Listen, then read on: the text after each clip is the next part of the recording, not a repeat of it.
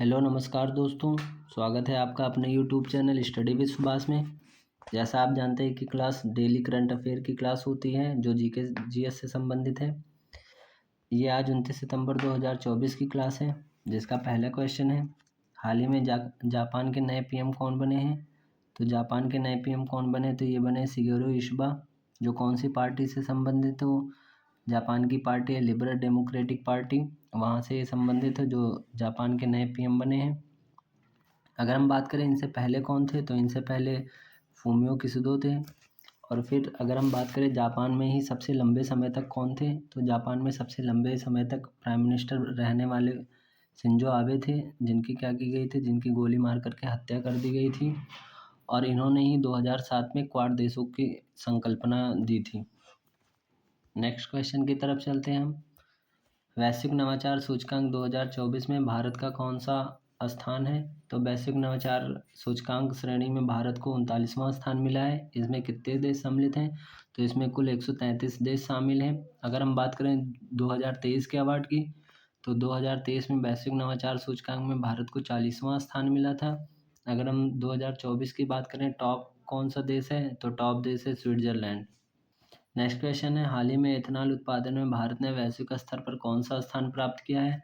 तो भारत ने एथेनॉल के उत्पादन में थर्ड रैंक प्राप्त किया है या तीसरे स्थान पे है। और एथेनॉल का प्रयोग होता कहाँ है, तो एथेनॉल को ही हम जैव ईंधन के रूप में प्रयोग करते हैं। और ये बनता किससे, तो एथेनॉल गन्ने के प्रयोग से बनता है। और इसको हम पीने योग्य शराब भी कह सकते हैं, या अल्कोहल में जो प्रयोग किया जाता है वो यही होता है। और भारत सरकार ने E20 एक पॉलिसी है जिसके तहत पेट्रोल में 20% इथेनॉल को मिलाया जाएगा। और ये चीज़ 2025 से प्रारंभ होगी। यानी 2025 में क्या होगा, तो 2025 से पेट्रोल में लगभग 20%, 1 लीटर में 20% इथेनॉल को मिलाया जाएगा।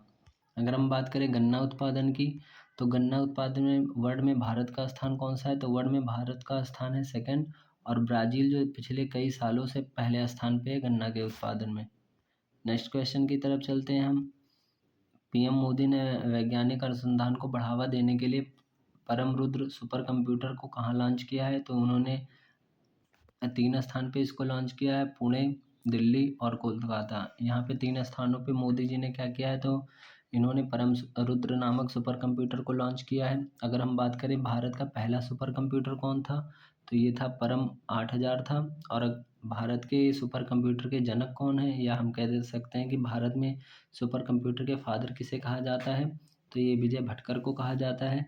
और भारत सरकार की ही एक योजना है जिसको हम नेशनल सुपर कंप्यूटिंग मिशन कहते हैं। और ये कब प्रारंभ किया गया था, तो ये 2015 से प्रारंभ किया गया था, जो अभी तक चल रहा है। और इसके ही तहत सुपर कंप्यूटर का निर्माण किया जा रहा है।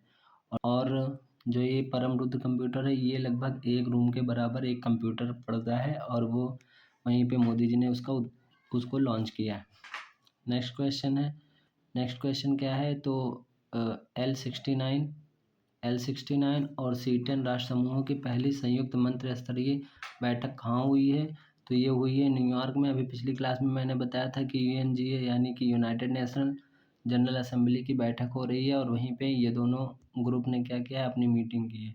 अगर हम बात करें L69 की, तो L69 में है क्या, तो L69 में अफ्रीका, एशिया, लैटिन अमेरिका, विकासशील देश और अल्प विकसित देश हैं। और उसके साथ साथ भारत भी शामिल है। अगर हम बात करें C10 ग्रुप की, तो C10 ग्रुप में अफ्रीका महाद्वीप के केवल 10 विकासशील देश हैं, और वहाँ पे इन्होंने भाग लिया है। और C10 ग्रुप में भारत शामिल नहीं है। नेक्स्ट क्वेश्चन है, विश्व पर्यटन दिवस 2024 कब मनाया गया, तो ये 27 सितंबर को मनाया गया है। अगर हम बात करें इसकी शुरुआत कब की गई थी, तो इसकी शुरुआत 27 सितंबर 1980 को की गई थी। ये था विश्व पर्यटन दिवस। अगर एग्जाम में कभी भी क्वेश्चन आए कि विश्व पर्यटन दिवस कब मनाया जाता है, तो विश्व पर्यटन दिवस मनाया जाता है 27 सितंबर को। और राष्ट्रीय पर्यटन दिवस कब मनाया जाता है, ये 25 जनवरी को मनाया जाता है। दोनों अलग अलग हैं, तो ध्यान दीजिएगा। नेक्स्ट क्वेश्चन की तरफ चलते हैं हम। तो नेक्स्ट क्वेश्चन है, 7वां राष्ट्रीय पोषण माह में शीर्ष प्रदर्शन करने वाला राज्य कौन सा है, तो ये महाराष्ट्र है। और सितंबर माह को ही राष्ट्रीय पोषण माह कहा जाता है। अगर हम बात करें राष्ट्रीय पोषण माह में पहले स्थान पे कौन था, तो पहले स्थान पे महाराष्ट्र था। और सेकंड स्थान पे कौन था, तो सेकंड स्थान पे बिहार है। एक योजना भारत सरकार द्वारा चलाई गई है, जिसको हम क्या कहते हैं, तो जिसे हम कहते हैं 6x6 अभियान कहते हैं। ये किससे संबंधित है, तो ये एनीमिया या रक्ताल्पता से संबंधित है। अगर हम सीधे शब्दों में कहें तो खून की कमी जो होती है, जो बीमारी होती है खून की कमी, उसे ही हम रक्ताल्पता या एनीमिया कहते हैं, और उसको कम करने के लिए 6x6 योजना चलाई गई है। नेक्स्ट क्वेश्चन है, हिंदी रेडियो का पहली बार प्रसारण कहाँ हुआ है। तो अभी तक भारत में जैसे आपको पता होगा रेडियो का प्रसारण होता रहा है, तो हिंदी में या अन्य स्थानीय भाषाओं में होता है। अब विदेशों में भी हिंदी रेडियो का प्रसारण किया गया है।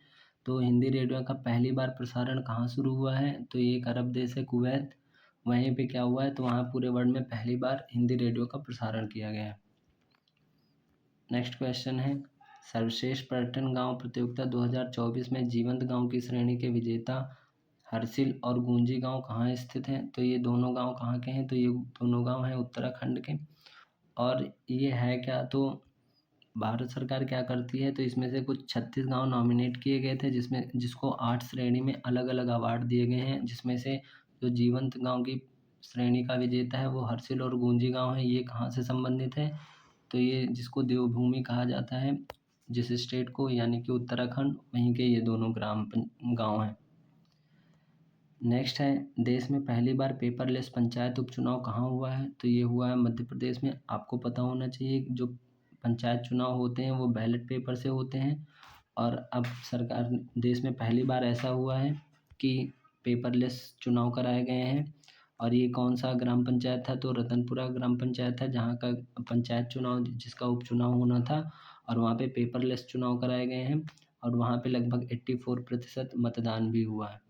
तो हम कह सकते हैं कि जो देश में पहली बार पेपरलेस पंचायत चुनाव कहाँ हुआ है, तो रतनपुरा नामक ग्राम पंचायत में हुआ है, जो मध्य प्रदेश में स्थित है। थैंक यू क्लास, आप कमेंट करके ज़रूर बताइएगा कि ये क्लास आपको कैसी लगी।